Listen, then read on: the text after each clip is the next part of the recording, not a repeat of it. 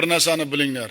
Endi shikoyatga o'rin bo'lmaydi. Mana shu biriktirilgan vazirlar pastga tushib, mahallani ichiga kirib, jamoatchilik bilan uchrashib, prezidentning topshirig'ini xalqqa yetkazasizlar.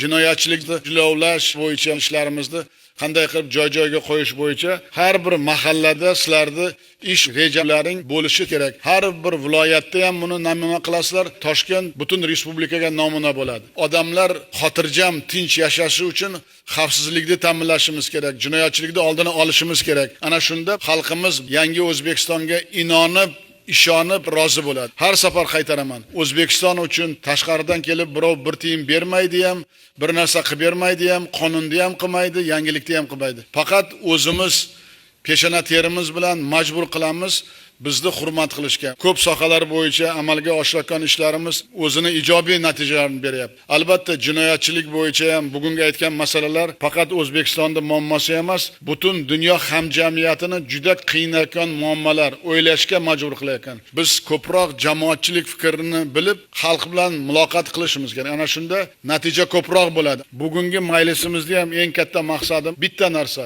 odamlarni tinch yashashi uchun, farovon hayotimiz ertangi kunimiz bardavom bo'lishi uchun, odamlarni ogohlikka da'vat qilish uchun mahalladagi uchastkovoy prokurorlar ish uslubini o'zgartirish kerak. Albatta qaror chiqadi, qonun chiqadi, lekin u qog'oz amalda bugungi gaplardan xulosa qilib, sizlar hammaga namuna bo'lishlaring kerak.